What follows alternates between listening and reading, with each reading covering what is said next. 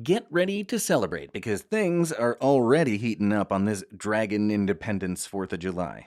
Before we breathe fire into the sky and sing stars and scales forever, let's take a respite at our favorite reptilian roadside rest stop to cool down and fuel up.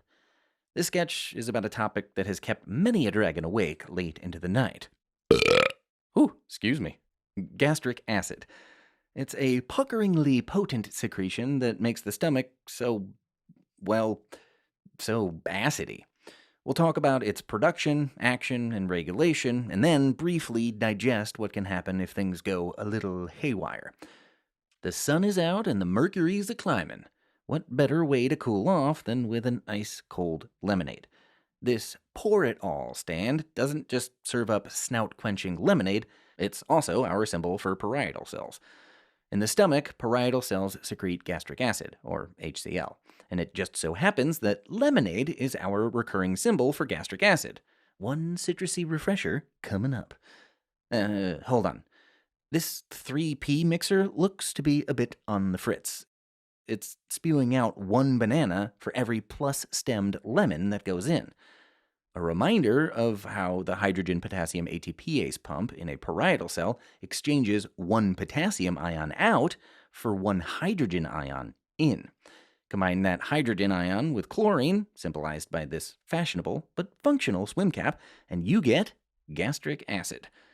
Gastric acid is always secreted at some basal level, but its production increases during the cephalic and gastric phases. The cephalic phase of secretion starts at the first sight, smell, or taste of food, a phase this reptilian roadster knows all too well. His prominent helmet symbolizes the cephalic phase. The gastric phase begins once food is in the stomach, and this dragon's big belly should help you remember that. During these phases, three chemical messengers induce gastric acid secretion: acetylcholine, gastrin, and histamine. Let's take a closer look. There's really something for every dragon at this gas station. Anyone feeling lucky? This vagus slot machine represents the vagus nerve. During the cephalic and gastric phases of secretion, vagal stimulation increases, with a subsequent increase in acetylcholine release. And to help you remember that acetylcholine targets the parietal cells, increasing production of gastric acid, we've added a few cans of acetyl cooler, bouncing straight for the pour it all stand. This guy is really fueling up. His tank must have been running on empty. The gas going into his fuel tank symbolizes gastrin. G cells in the stomach, like the big G gas pump, release gastrin in response to stomach distension and increase in pH or vagal stimulation. Like acetylcholine, gastrin binds parietal cells, increasing gastric acid secretion. Okay, that covers acetylcholine and gastrin, which leaves histamine. Bees are our recurring symbol for histamine, and our third and final parietal cell targeting substance. That's why these lemonade-loving bees are all about the pour-it-all stand. And their chromatic hive symbolizes enterochromaffin-like cells, or ECLs. ECLs secrete histamine, which binds with parietal cells, increasing the secretion of gastric acid.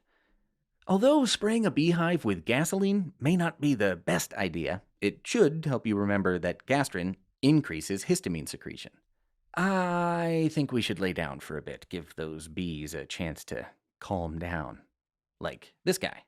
Nothing like a nap after a good meal. This resting reptile represents the intestinal phase of secretion, when gastric acid production decreases, hence the empty lemonade cup. He's rocking acid-watched genes as a reminder that the intestinal phase begins when acid-rich food enters the duodenum. A decrease in intestinal pH triggers the release of peptide YY, represented by these Y-shaped trees. Peptide YY binds to ECLs and downregulates histamine release. See how all the bees have left this particular hive? Less histamine means a decrease in gastric acid. It's not just peptide YY, though. Anything that downregulates or otherwise interferes with the functioning of parietal cells will decrease gastric acid production. like a friendly 4th of July home run derby or trying to figure out that super secret cookout recipe. The pro slugger bat symbolizes prostaglandins, and the super secret recipe, secretin, both of which decrease gastric acid secretion. And Gippy peanut butter provides the perfect fuel for either activity. The Gippy peanut butter represents gastric inhibitory polypeptide, or GIP. Choosy dragons choose GIP. Clearly, this holiday-loving dragon had a lot of well-made plans for his day off. And under a purple parasol is a great place to snooze them all away. The purple parasol is our recurring symbol for proton pump inhibitors. They directly block the hydrogen-potassium ATPase pump, inhibiting the production of HCl. Finally, somatostatin inhibits all three major gastric secretory cells, G cells, ECL cells, and parietal cells, bringing gastric acid secretion to a full stop. Well, maybe it's more like a rolling stop, but that's why there's this stop sign. For the most part, these inhibitors are part of normal, everyday gastric regulation. Let's check out what might happen if things don't go according to plan. Just because we're talking about fire-breathing dragons doesn't mean they're not sensitive to the burn, like this little guy who's perilously close to an acid gas leaching manhole. That manhole is our symbol for peptic ulcers. Ulcers result when there's too much gastric acid, which eats through the mucus lining and damages the epithelial wall of the stomach or small intestines. This puddle represents one possible cause of peptic ulcers, peptic ulcer disease, or PUD. PUD involves peptic ulcers in the proximal duodenum, which is why the kid rocking that denim is playing in the foreground. Oh, and since PUD is often caused by H. pylori infections or overuse of NSAIDs, our denim-clad dragon is playing with a helicopter and has a fire extinguisher at the ready. Can't be too careful around dragons. Another cause of peptic ulcers is Zollinger-Ellison syndrome, represented by this zero emissions truck. It's delivering extra gas because these ulcers occur from gastrin-releasing tumors called gastrinomas. Gastrinomas are usually cancerous, so we've made the company logo on this truck a crab.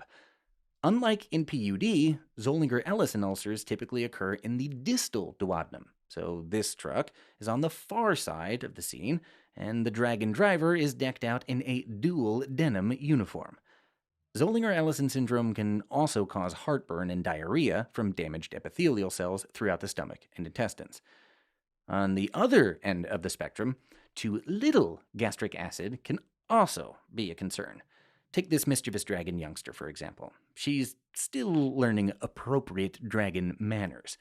Her haphazard shooting of antibody-shaped arrows represents autoimmune attack on parietal cells, and it certainly isn't improving the productivity of the Poradol stand. Chronic autoimmune gastritis attacks parietal cells, causing a decrease in the production of gastric acid and intrinsic factor, another parietal cell secretion. As a result, proper digestion is difficult, as is the absorption of B12. Okay, before we accidentally get hit or stung or scorched, let's step back and review. Gastric acid, or HCl, is secreted from parietal cells in the stomach.